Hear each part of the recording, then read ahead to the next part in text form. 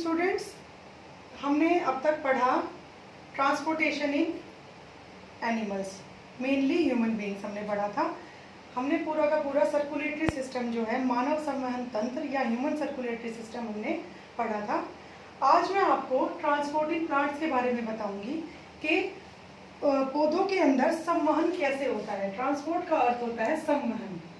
संवहन का मतलब, ट्रांसपोर्ट तो आप समझते ही हैं, किसी भी चीज को एक जगह से दूसरी जगह पहुंचाना। ये प्लांट्स में कैसे होता है, ठीक है।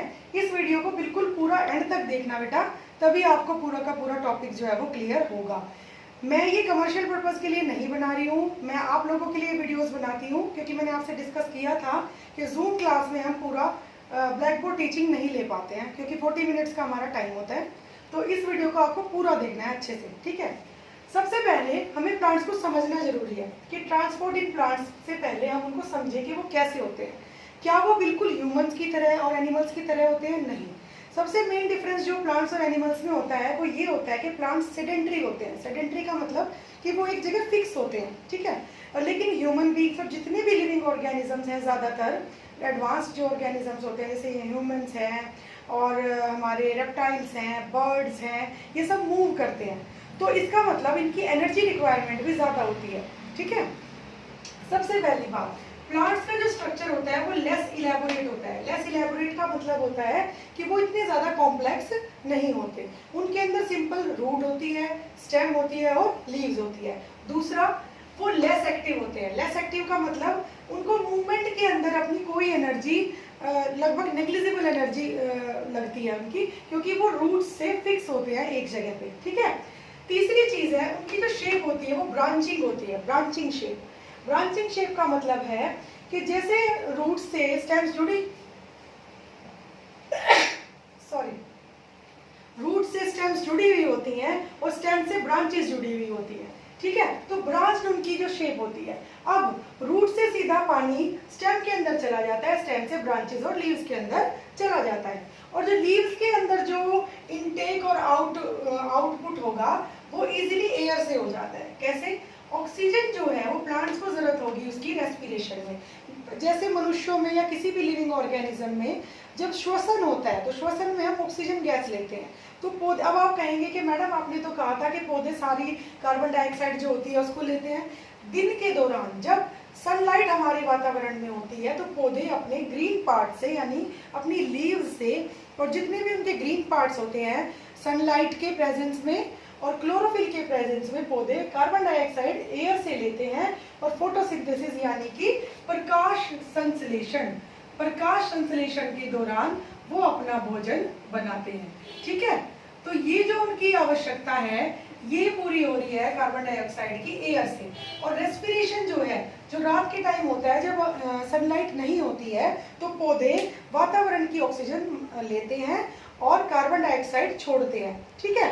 ऐसा नहीं होता कि बिल्कुल ऑक्सीजन छोड़नी बंद कर देते हैं रात को पौधे, थोड़ी बहुत ऑक्सीजन भी छोड़ते हैं, लेकिन ज़्यादातर ऑक्सीजन रात को वो लेते हैं और कार्बन डाइऑक्साइड छोड़ते हैं। और इसीलिए कहा भी जाता है कि रात को हमें पेड़ों के नीचे नहीं सोना चाहिए। कोई भूत नहीं होता पेड़ों पे। कार्बन डाइऑक्साइड जो छोड़ेंगे वो हमारी बॉडी को एडवर्सली इफेक्ट करेगी, क्योंकि हमें ऑक्सीजन की जरूरत है, कार्बन डाइऑक्साइड की जरूरत हमारी बॉडी को नहीं होती है, ठीक है। तो ये इजीली, मतलब आसानी से एयर से उनको मिलती रहती है। किसके जरिए? लीव्स के जरिए। और लीव्स के अंदर क्या प्रेजेंट होते हैं, मैंने पहले भी डिस्कस किया था कि लीव्स के अंदर प्रेजेंट होते हैं stomata, small pores like structure होते हैं लीव्स के अंडर साइड में, जिनको हम स्टोमेटा कहते हैं और हिंदी में इनको रंध्र कहा जाता है। तो इनका ये जो रिक्वायरमेंट है ऑक्सीजन और कार्बन डाइऑक्साइड की, ये एयर से डिफ्यूजन के जरिए पूरी हो जाती है।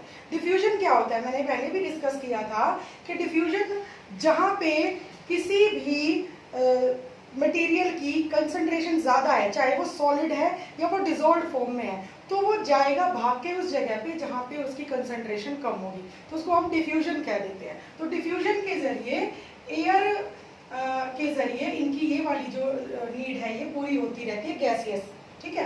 जैसे अगर हम ह्यूमंस की बात कर रहे थे तो ऑक्सीजन और कार्बन डाइऑक्साइड पहुंचाने के लिए हमें प्रॉपर चैनल्स की जरूरत पड़ रही थी, जैसे कि आर्टरीज जो थी वो हमारा प्योर ब्लड ऑक्सीजन में मिक्स करके लेके जा रही थी, और कार्बन डाइऑक्साइड जो थी वो वेन्स पूरी बॉडी से इकट्ठा करके लेके आ रही थी हमारे हार्ट तक और फिर लंग्स में, ठीक है। नाउ तो अब अब प्लांट्स को किस चीज की जरूरत है? तो प्लांट्स को mainly water and minerals, water यानी जल, मिनरल्स यानी कि खनिज लवण, मिनरल्स यानी कि खनिज लवण, इसकी आवश्यकता होती है किसको? हमारे प्लांट्स को, वाटर एंड मिनरल्स की और फूड की आवश्यकता होती है हमारे प्लांट्स को। अब वाटर एंड मिनरल्स जो हैं, अब हम बात करते हैं कि प्लांट्स में दो तरीके के उत्तक होते हैं, टिश्यूज होते हैं। एक होता है जाइलम और एक होता है फ्लोएम। जाइलम और फ्लोएम दोनों कंडक्टिंग टिश्यूज है। कंडक्टिंग टिश्यूज का मतलब होता है जो कंडक्ट करते हैं, जो चीजों को पकड़ के लाते हैं, ठीक है। अब जो जाइलम है, मैं आपको याद करने का तरीका बता रही हूँ। मेरे स्कूल में मेरे एक टीचर ने हमें याद कराया था, जाइलम, ज से जाइलम, ज से जल, यानी कि जाइलम किसको कैरी करेगा? वाटर, जो वाटर नीड्स हैं उसको पूरा करेगा जाइलम। फ से फ्लोएम, फ से फूड, ठीक है। तो फ्लोएम जो है वो फूड को ट्रांसपोर्ट करेगा किसके अंदर? प्लांट्स के अंदर। पहले हम बात करेंगे जाइलम की। जाइलम जो टिश्यू है हमारा, जाइलम जो उत्तक है, उसके दो प्रकार होते हैं। एक होती है ट्रैकीड्स और एक होती है वेसल्स। वेसल्स हमने ह्यूमन सर्कुलेटरी सिस्टम में भी पढ़ा था। वेसल्स जो होती है उनको हम वाहिका कहते हैं। क्या कहते हैं?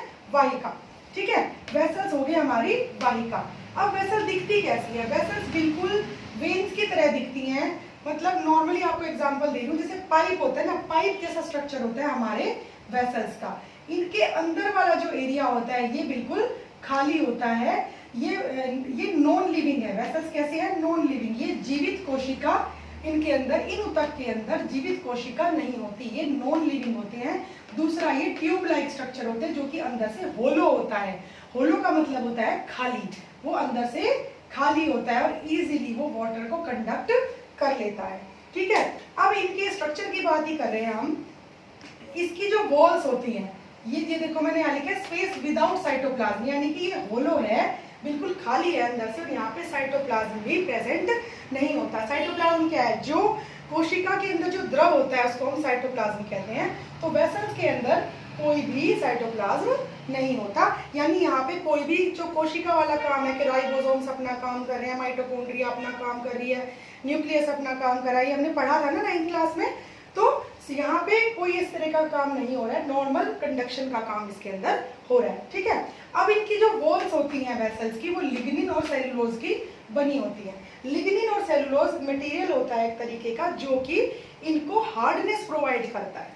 हार्डनेस क्यों प्रोवाइड करता है? क्योंकि वेसल्स कैसे हैं? ट्यूब लाइक हैं और इनको अपराइट, अपराइट का मतलब है बेटा इनको सीधा रखने में मदद करता है ये लिग्निन और सेलुलोज, क्योंकि ये पाइप जैसा स्ट्रक्चर है और इसका काम भी कंडक्शन का है। जाइलम मैंने आपको बताया कि वाटर ट्रांसफर करेगा और मिनरल्स ट्रांसफर करेगा। ये हमारी रूट्स हैं प्लांट्स की, ये सॉइल, ठीक है, और ये रूट्स के अंदर रूट हेयर प्रेजेंट होते हैं। 9th क्लास में भी हमने डिस्कस किया था कि रूट हेयर जो है वो सरफेस एरिया बढ़ाते हैं एब्जॉर्प्शन के लिए, यानी कि रूट्स को एड करते हैं, हेल्प करते हैं कि रूट हेयर सरफेस एरिया बढ़ा देते हैं ताकि ज्यादा से ज्यादा रूट्स जो है कांटेक्ट में आ जाए सोयल के, और सोयल से वो क्या एब्जॉर्ब कर लेंगी? वाटर, H2O, वाटर और मिनरल्स। वाटर और मिनरल्स जो है रूट्स एब्जॉर्ब करती हैं। उसके बाद मैंने यहाँ पे एक ये स्ट्रक्चर बनाया है जाइलम टिश्यू का। ये आपको जो ट्यूब जैसा स्ट्रक्चर दिखाई दे रहा है ये वाला, ये हमारे जाइलम वेसल्स हैं जो कि प्लांट के हर एक पार्ट तक ये पहुंच रहे हैं। और ये रेड कलर से मैंने आपको दिखाया है वाटर का कॉलम। वाटर कॉलम यानी कि पानी रूट से पानी अपना रास्ता लेके जा रहा है पूरे प्लांट में, और इधर से लीव्स के अंदर वाटर मिनरल्स जा रहे हैं। यहाँ पे वाटर मिनरल्स की जरूरत क्यों है? क्योंकि यहाँ पे लगातार क्या हो रहा है? हमारा फोटोसिंथेसिस हो रहा है, जिसमें हमें कार्बन डाइऑक्साइड प्लस वाटर की आवश्यकता है, जो कि सनलाइट और क्लोरोफिल की प्रेजेंस में C6H12O6 यानी glucose plus 6O2 6 molecule oxygen के बना देता है, प्लस एनर्जी इसमें रिलीज हो जाती है। तो ये हमारी फोटोसिंथेसिस है। वाटर की जरूरत यहाँ पे इसलिए पड़ती है हमें, ठीक है, क्लियर है? ठीक है बेटा। अब ये जो वाटर कॉलम है ये कैसे मेंटेन होता है प्लांट्स के अंदर? हमारी जो लीव्स होती हैं प्लांट्स की, उनके अंदर छोटे छोटे पोर्स होते हैं जिनको हम स्टोमेटा बोलते हैं। मैंने आपको बताया था, इन स्टोमेटा के जरिए इवेपोरेशन होता रहता है। इवेपोरेशन मतलब पानी भाप बनकर उड़ता रहता है, और इस प्रोसीजर को हम ट्रांसपीरेशन कहते हैं। हिंदी में इसको वाष्पोत्सर्जन कहा जाता है। ट्रांसपीरेशन के कारण लगातार पानी भाप बन के उड़ रहा है, और ये पानी जब भाप बन के उड़ रहा है तो यहाँ पे कंटिन्यूअस नीड है वाटर की। एक चीज और नोटिस कर लेना कि ये वन वे फ्लो है। This is one way flow, यानी कि वाटर एक ही डायरेक्शन में जा रहा है, रूट से लीव्स की तरफ, ब्रांचेस की तरफ, ऊपर की तरफ। वाटर का मैंने बैक फ्लो नहीं दिखाया, मैंने रेड पेन से दिखाया है, मैंने केवल वन वे फ्लो दिखाया है वाटर का। तो ये जो ट्रांसपीरेशन पुल, इसको हम बोलते हैं ट्रांसपीरेशन पुल। ये जो ट्रांसपीरेशन पुल है, जो ट्रांसपीरेशन के कारण खिंचाव है, इसके कारण पानी जो है वो लगातार रूट से एब्जॉर्ब होके और लीव्स तक जाता रहता है। तो ये काम है तुम्हारे जाइलम वेसल्स का। दूसरा जो है ट्रैकीड्स है, जाइलम ट्रैकीड्स, दूसरा जो स्ट्रक्चर है जाइलम टिश्यूज का, ये स्पिंडल शेप्ड होते हैं। स्पिंडल होता है जैसे सुआ होता है ना, ऐसे होता है स्पिंडल के ऊपर से टैपरिंग पतला, बीच में से मोटा। ठीक है। एक और चीज जाइलम वेसल्स की ये है कि इनके बीच में कहीं पे भी पोर्स नहीं होते, कॉलम जो वाटर का है वो डायरेक्ट ऐसे चलता रहता है। लेकिन जो ट्रैकीड्स होती है उनके अंदर पिट्स होते हैं। उनके अंदर क्या होते हैं? पिट्स होते हैं, ये छेद होते हैं। और ट्रैकीड्स किस तरीके से पड़ी होती है कि जैसे ये जाइलम वेसल्स है, इनके चारों तरफ ऐसे ट्रैकीड्स जो है वो पड़ी हुई होती हैं, और जितनी भी रिक्वायरमेंट इनकी होगी जाइलम वेसल्स की, फूड की या किसी चीज की, वाटर वगैरह की, तो ये ट्रैकीड्स जो है इनके थ्रू बह के वो सब कुछ इन तक पहुंच जाता है। क्लियर है? तो ये हमारा जाइलम का काम हो गया। अब हम बात करते हैं फ्लोएम की। मैंने आपको बताया कि फ्लोएम स्टैंड्स फॉर फूड, यानी कि जो फ्लोएम है वो फूड को ट्रांसफर करेगा। अब फूड कहाँ बनता है? फूड बनता है बेटा लीव्स के अंदर। लीव्स का मैंने आपको बता दिया, फोटोसिंथेसिस के दौरान लीव्स फूड बनाती हैं। यहाँ पे मैंने मेंशन किया है कि लीव्स जो है वो फूड बनाती हैं, और ब्लू पेन से मैंने आपको दिखाया कि ये जो फूड है ये हर एक पार्ट तक जा रहा है। दिस इज गोइंग डाउनवर्ड्स, नीचे की तरफ, रूट्स की तरफ फूड जा रहा है, और ऊपर की तरफ भी फूड जा रहा है। यानी कि ये एक टू वे फ्लो है, ये वन वे फ्लो नहीं है, ये टू वे फ्लो है। अब फ्लोएम जो है वो एक तरीके के टिश्यूज से मिलके बनता है, जिनको हम सीव ट्यूब्स कहते हैं। क्या कहते हैं? Sieve tubes. सीव होती है छलनी, चलनी जो तुम बोलते हो ना, सीव छानने वाली। इनका नाम सीव ट्यूब क्यों पड़ा? क्योंकि ये जो सेल्स होते हैं, ये जो टिश्यू है फ्लोएम का, सीव ट्यूब, ये भी इस तरीके के कॉलम जैसा दिखाई देता है। ये इसकी सेल वॉल है, इसके अंदर ऐसे बीच में पोर्स होते हैं। ये जो जगह आपको दिखाई दे रही है बीच में,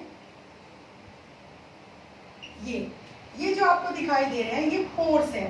दो सीव सेल्स के बीच में, सीव ट्यूब्स के बीच में ये जगह होती है ताकि टू वे फ्लो फूड का बना रहे, कि ऊपर की तरफ भी नीचे की तरफ भी फूड आता जाता रहता है। लीव्स में फूड बनेगा और सभी जगह ये फूड जाएगा। तो ये जो सीव प्लेट है, इसको सीव प्लेट बोलते हैं, चालनी। ये जो चालनी ट्यूब है, इसकी जो प्लेट है ये इस पर्पस को सॉल्व करती है। साथ में आपको दिखाई दे रहा है कि कंपेनियन सेल, हर एक सीव ट्यूब के साथ ये कंपेनियन सेल प्रेजेंट होता है। कंपेनियन सेल होता है आपकी साथी कोशिका। कंपेनियन सेल आपकी साथी कोशिका होती है, जिसका साइटोप्लाज्म जो है वो बहुत ज्यादा डेंस होता है। दिखाई दे रहा है ना, मैंने यहाँ पे डॉट से इसको दिखाया है क्लियर कि ये जो है हमारा, ये कंपेनियन सेल है, और ये इसका केंद्रक है, न्यूक्लियाई। ये इसका न्यूक्लियस है, और ये इसका पूरा का पूरा साइटोप्लाज्म है। अब क्योंकि इसका नाम कंपेनियन सेल है, तो ये मदद करता है सीव ट्यूब की, यानी कि जितना भी भोजन लीव्स के अंदर बन रहा था, उसको कंपेनियन सेल एनर्जी रिलेटेड जो नीड्स होती हैं वो सीव ट्यूब्स की पूरा करती हैं। तो इस तरीके से फ्लोएम जो है, लीव्स में जो फूड बनेगा, फ्लोएम उसको पूरे प्लांट में इधर से उधर पहुंचाता है। तो मेनली क्या इंपॉर्टेंट है बेटा कि क्वेश्चन आता है जाइलम और फ्लोएम के बीच में डिफरेंशिएट करना।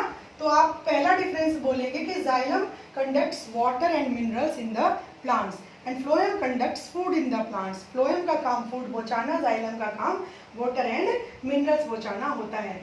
जाइलम 2 टाइप्स के सेल से मिलकर बनता है, ट्रैकिड्स और वेसल्स, और फ्लोएम जो है वो सीव ट्यूब्स और कंपेनियन सेल से बनता है। जाइलम टिश्यूज जो है वो 1 वे फ्लो करते हैं वाटर का, और ये 2 वे फ्लो करता है।